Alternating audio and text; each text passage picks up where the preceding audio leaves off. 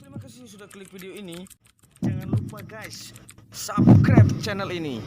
Nggak ada ruginya guys kalian subscribe, karena subscribe itu gratis. Dengan subscribe kalian sudah menyupport channel ini. Oke guys, selamat menonton. Mantap, betul. Persia, Iran, ya, kaum Zoroaster menyembah dewa matahari. Raja yang mereka sembah adalah dewa matahari, Ahura Mazda. Penyebar pemuka agama Zoroaster disebut Magi. Cara mereka mendakwahkan Zoroaster, Magi ini dengan cara sihir, magic. Ke dalam bahasa Arab menggunakan sin, jadi majusi. Maka ketika mereka merayakan hari besar mereka, mereka selalu menyalakan mercon. Maka ketika umat Islam merayakan pergantian tahun baru Masehi, saat itu mereka disesatkan 3 agama. Ingat, tahun Masehi dibuat oleh seorang biarawan Katolik, Dionysius Exiguus. Dia adalah biarawan Katolik yang ditugaskan oleh Vatikan untuk membuat penanggalan Masehi yang titik tolaknya Natal. Maka dibuatkanlah penanggalan tahun Masehi yang diberi nama kemudian Anno Domini. Tahu apa arti Anno Domini? Tahun Anno Domini artinya tahun Tuhan kita. Kita Romawi. Siapa Tuhan Romawi? Yesus Kristus. Berarti tahun Anno Domini adalah tahun Yesus Kristus. Lalu dirayakan pergantian tahunnya oleh umat Islam. Apakah umat Islam tidak murtad? Satu, ketika umat Islam euforia merayakan pergantian tahun Masehi, saat itu mereka itiba kepada kaum Nasrani. Lalu mereka merayakan dengan meniup trompet. Lihat Yahudi, mereka merayakan hari besar mereka dengan meniup trompet, betul? Saat itu pun Yahudi diikuti oleh kaum muslimin. Dan kemudian mereka merayakan mercon. Maka di saat itulah mereka lengkap sekali, disesatkan 3 agama. Yahudi tiup trompet, Nasrani menyambut tahun baru, Majusi merayakan menyalakan mercon. Ada yang ikutan syahadat lagi. Nah, baik, saya perjelas. Yunani, negara penyembah dewa matahari. Dan dewa matahari mereka namakan Helios. Bahkan mereka membuat Heliopolis, kota dewa matahari. Yunani, ketika mereka merayakan hari besar mereka menyembah dewa Helios, mereka melakukannya dengan pawai obor keliling negeri. Pawai obor keliling negeri.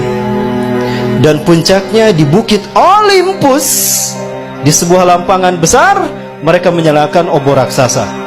Dinyalakanlah obor besar tadi. Obor besar, selama obor besar itu menyala di Bukit Olympus, kaum paganis Yunani mereka merayakan penyembahan dewa Helios dengan melakukan berbagai macam atraksi. Ritual ini sampai hari ini dipertahankan dan itu bernama Olimpiade. Sekali lagi, Zionis Yahudi menyesatkan kita dalam 3 ranah: simbol, ritual, dan arsitektur. Sudah terwujud? Tingkat dunia Olimpiade, tingkat benua ASEAN Games, tingkat nasional PON, tingkat daerah Porda. Dewa di Itali, Roma, Dewa Mitra. Lihat, ini Dewa Mitra, sama dengan Liberty. Ada matahari di kepalanya. Patung Liberty pegang apa? Obor, kan? Berubah tidak? Tidak. Inilah yang dikatakan iblis. Fabima akhwatani ila aqudanalhum siratal mustaqim. Karena aku telah menghukum aku tersesat, aku akan halangi mereka dari tauhid. Artinya, akan ada sosok lain yang disembah selain engkau. Siapa? Dewa matahari. Siapa dewa matahari? Matahari adalah unsurnya api, kan? Dan siapa yang Allah ciptakan dari api? Jadi siapa dewa matahari itu? Ajajil. Tapi dia tidak terlihat. Maka dia butuh sosok manusia yang menjadi kembaran dia seutuhnya. Miri, jadilah dia Dwi Tunggal. Siapapun yang mengangkat tangannya seperti ini, berarti dia komitmen kepada iblis dan Dajjal. Baik, di Amerika Latin, Amerika Selatan ada 3 suku bangsa menyembah dewa matahari. Suku Aztec di Meksiko menyembah Viracocha. Suku Inca menyembah dewa Inti di Brazil. Suku Maya menyembah dewa Kukulcan di Amerika Latin. Ya. Dan di Mesir ada Horus, dewa matahari. Dan Horus selalu digambarkan dengan kepala burung. Kenapa? Ketika Tuhan turun ke bumi selalu menggunakan burung. Dan burung adalah simbol singgasana tinggi. Maka siapapun yang menjadikan burung sebagai simbolnya, maka dia akan merdeka abadi. Maka jadilah burung simbol kemerdekaan setiap. Kebetulan atau sesuatu yang sudah direncanakan? Apakah ini hanya begitu saja kebetulan? Bukankah iblis sudah berkata, aku akan sesatkan mereka dari jalanmu yang lurus, dari tauhid, segitiga satu mata. Ingat? Segitiga digunakan iblis karena dia melihat ke bawah. Dia berada di langit ingin berkuasa di dunia. Ajazil menghadap ke bawah. Samiri pun sama, dia ingin berkuasa sebagaimana Tuhan di langit. Maka segitiganya menghadap ke atas. Keduanya bertemu di segitiga Bermuda. Pertemuan mereka simbolnya seperti apa? Ini simbol mereka. Betul? Dari sinilah filosofi pertemuan iblis dan Dajjal, yang kalau disimbolkan dengan tangan seperti ini. Dan ini angka 11. Dan kembar, itulah WTC 911, menggeser nama keberadaan Tuhan. Kecelakaan, kecelakaan, call 911, call 911, Tuhannya hilang. Musibah, musibah, call 911, 911 yang disebut Tuhannya hilang. Keberadaan Tuhan digeser. Yang pertama disebut manusia ketika akan terjadi musibah kecelakaan, 911. 9 tambah 11 berapa? 11. 9 tambah 1 10, 10 tambah 1 11. Itu simbol pertemuan iblis dan Dajjal yang mengaku maha tinggi. Dan itulah WTC. Dan WTC dihancurkan di titik balik pertama di milenium ketiga. Milenium ketiga itulah yang disebut dengan Y2K. Kepada dunia, dunia latah, bahkan negara Arab termasuk Indonesia, kami siap menyambut Y2K. Betul? Di tahun 2000 tuh, we are ready to visit Y2 km. Padahal Y2K syarat berbau muatan ideologis. Y2K bagi orang Kristen adalah singkatan dari Year of the Jesus Kingdom. Dan Y2K bagi Yahudi adalah Year of the Jewish Kingdom. Artinya 1000 tahun terakhir sebelum hari kiamat, itu adalah tahun bagi berdirinya singgasana Tuhan di muka bumi. Cirinya apabila sapi berwarna merah sudah lahir. Sudah lahir belum? Berarti Tuhan yang mereka tunggu-tunggu akan tiba. Allahu Akbar. Sebentar lagi Dajjal sudah muncul. Disinilah iblis dan Dajjal bertemu, dan mereka membuat kesepakatan. Inilah kesepakatan yang mereka buat. 1, kita hancurkan Islam dan kaum muslimin, karena hanya Islam yang menghalangi kita.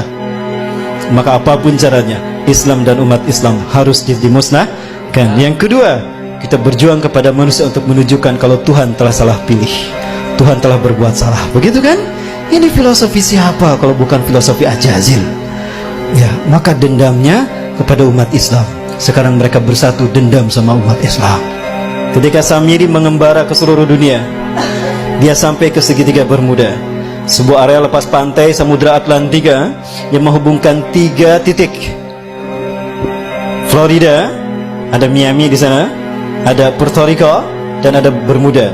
Segitiga ini adalah tempat di mana Ajazil membangun istananya dari kristal cahaya.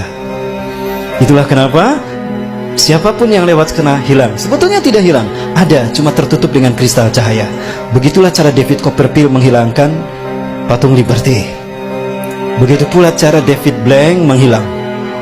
Dia tidak menghilang, tapi dia bersinergi, bersenyawa dengan jin, sehingga kristal cahaya menutup pandangan kita, sehingga dia tidak terlihat, nyaris tidak terlihat. Dan itu pula yang terjadi ketika Nabi Muhammad SAW menghilang di Madinah 8 jam, tiba-tiba muncul lagi di tengah-tengah sahabat, karena bersentuhan memasuki alam jin.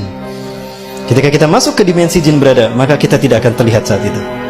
Dan di sana berdiri singgasana iblis yang terbuat dari kristal cahaya. Nah, di pertemuan itu Ajazil sangat gembira ketika Samiri datang. Come here Sam, come here Sam. Samiri, Ajazil selalu memanggil seseorang dengan satu suku kata pertama. Come here Sam, come here Sam. Kemari Sam, kemari Sam.